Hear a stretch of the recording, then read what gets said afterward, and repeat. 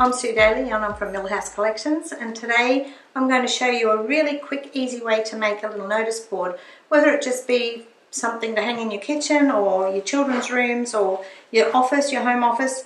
It doesn't matter where you want to put it, but they're just really quick, really easy and fun to have around the house, and you can do them in lots of different colours, and when you're done with that colour you can overlay a different fabric over the top with little ease. So this one I actually did was for a little girl's room using the Riley Blake, one of their basics, the spot, and I've trimmed it up with the rickrack, which is also from Riley Blake, embellished it with a nice little flower at the top, and I've stuck some buttons on here which are also from Riley Blake.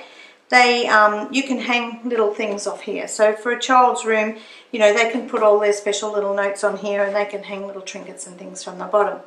This one here is another one, different shape. It's more rectangular, and again, just using a basic spot background, trimmed it up with the black with a nice lime green flower on the top. So I'm going to go through and show you how to assemble this, or to make it, and I'm also going to show you how to make the flower to embellish the notice board. So what I'm going to do first, you can purchase these artist canvases from $2 shops or Crazy Clark's, or you know, your reject shops or places like that. You know, they're fairly inexpensive, so you can purchase one of those and you can buy it whatever size you want. So however big you want that notice board, you might want a very big one, you might want a small one or a medium size, it doesn't matter. Just choose what you want, and it doesn't matter whether it's square or whether it's a rectangle, it's going to work for you. So we have our artist canvas, and then what I would do is and this is optional, you can take a piece of fusible fleece and place it on the top of your canvas and press that on just so it sticks there. It is fusible fleece, so it's got the little blue spots on the other side. And you can adhere that to there. Then you would get a piece of fabric and you would cut it about 2 inches bigger all the way around. So on every side, cut it 2 inches bigger so that you've got enough to fold the sides over and pull it nice and tight round to the back. So I would lay my fabric out, make sure if it's a directional fabric, make sure you have it laying the way you'd want it to lay. So this one, I'm going to have the notice board going this way, so my directional fabric, which actually looks like little timber paneling, will go up and down on my board. So I would lay my fabric out on my table, and I would take my artist canvas and I would place it with the right side down onto my fabric, and I would make sure that I've got that 2 inches all the way around. I'm just going to put this down here. You can just pretend that's ironed on there, and place my artist canvas on my fabric. Make sure it's lined up. If it's directional, you want to make sure that it's nice and straight. You don't want it all going a bit skewy when you staple it together. And then I'm going to this is where you would need something like a staple gun, or if you don't have a staple gun, you could use thumbtacks for this, because it's a timber frame around the outside of this artist canvas. It's quite soft timber, so it's quite easy for it to go in. So I would take my staple gun and I would do one side at a time.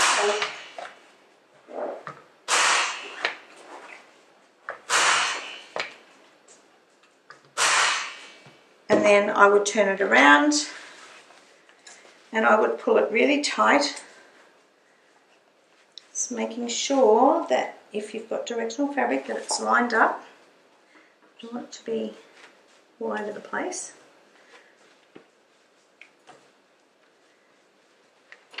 Okay. And then I would continue and I would pull the opposite side really tight.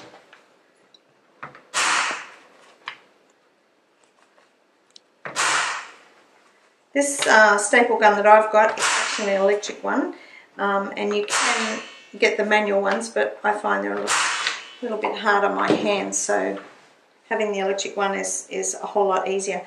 When you get to the corner, I would fold it just however you can do it so it's neat. So you'd fold the corner in, pull it really tight on one side,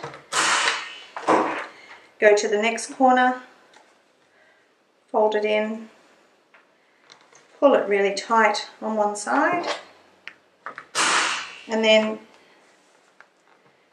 just go along and continue.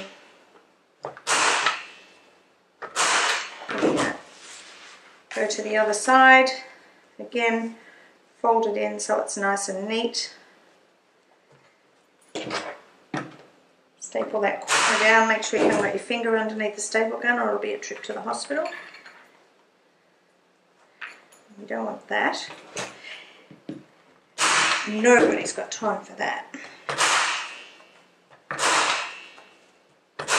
Okay, quick. Here we have it. Already stapled. So what I would do then is I would take some rickrack, and you can embellish this however you want, but I generally like to just run a little bit across the top and then down one side, or you can have it across the bottom and down one side. So I would take a little of the rickrack, make sure you've got enough to wrap right around the edge.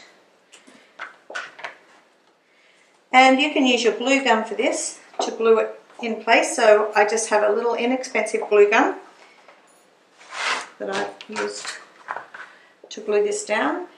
So you can just glue the edge here and here, and it's going to hold that in place for you, or you can actually staple it from the back, or you can just use the glue gun. It doesn't want to stay there.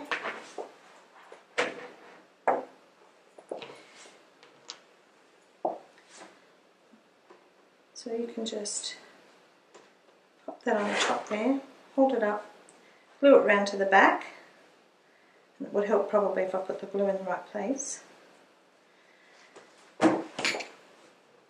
Just pop a little bit more glue in behind there. Get the extra glue stick.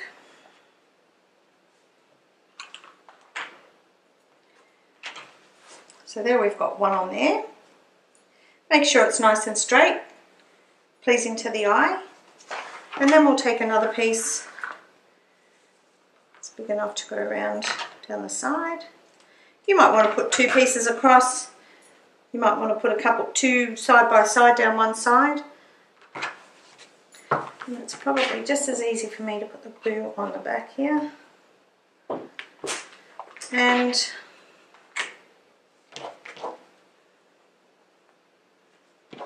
pull my rickrack round nice and tight to the front, and make sure you have it where you want it to be. So make sure it's nice and lined up so it's running parallel with the lines on the fabric. Okay, so far so good. Then we're going to take a strip of fabric. I've taken a blue on blue spot that's going to go nicely with what I've got there. Take a strip of fabric about 2.5 inches wide across the width of your fabric, and then I've cut it at about 21, 22, 23, it doesn't matter, roughly 21 to 23 inches long. Now what I've done is I've folded it in half down the length, and then I've cut that corner off. So if you look, there's your fold, and I've cut from your cut edge up to the top there towards the fold, and that's going to help us when we start and finish the flower off. I would then take a needle and thread. Now this is where I would probably use a quilting cotton or something quite substantial that's not going to break as you sew along, and make sure it's nice and long, because as we're sewing this you're going to pull it nice and tight, and you don't want your thread to break halfway through, because you're going to have to go back and redo the whole lot, and I hate redoing things over and over. So use the right equipment first, and then you won't have any problems with it. This does not have to be neat. This can be as, you know, big stitches, ugly stitches, not that even, but we're going to sew a big running stitch right along that raw edge with the two pieces of fabric together. Put a big knot in the end of your thread, and I'm just going to run right around the very edge, right down close to the cut edge with this, really quickly. And as I said, it doesn't have to be neat. No one's going to see it.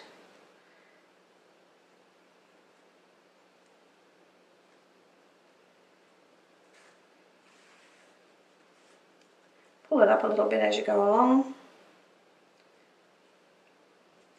And so if you wanted to do, this is going to give you a flower approximately the size of this one. If you wanted a bigger flower, you would just cut it a little bit wider and then also use the whole width of the fabric. Don't cut it back, just use the whole 42 inches across the width of the fabric and you'll get a much bigger flower. But just cut it a little bit wider as well. So it's all determined by the size of the artist canvas that you have chosen. So if you're working with a smaller one, just doing a little tiny one, you would put a smaller flower on to embellish it. So as you can see, it doesn't take very long to get one of these. So if you wanted a quick little gift for somebody, just a token gift to give somebody, one of these, you know, it's going to take you not very long at all, under an hour. And got a great little present for somebody.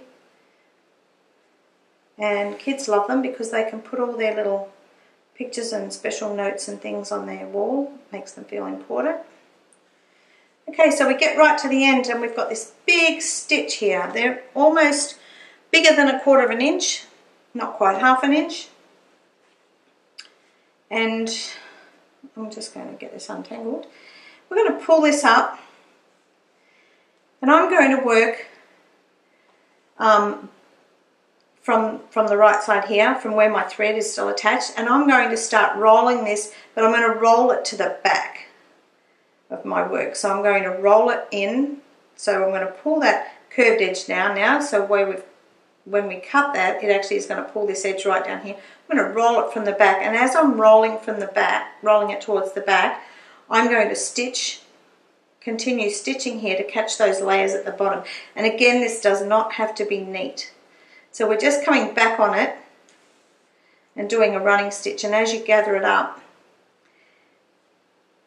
and you could have 10 people in the room doing this exact same little flower, and the 10 flowers will be all different.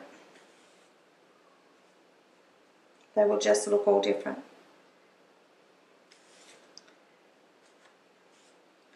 Just keep gathering it up. Keep coming along the edge.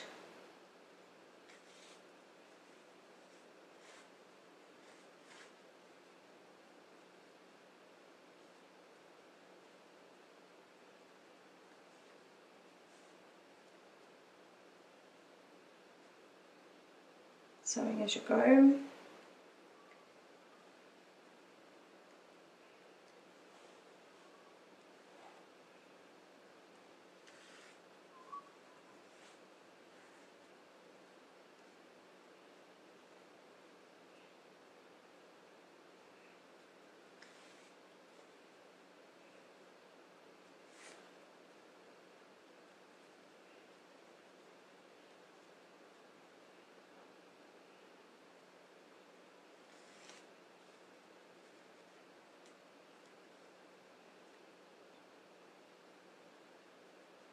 Almost there.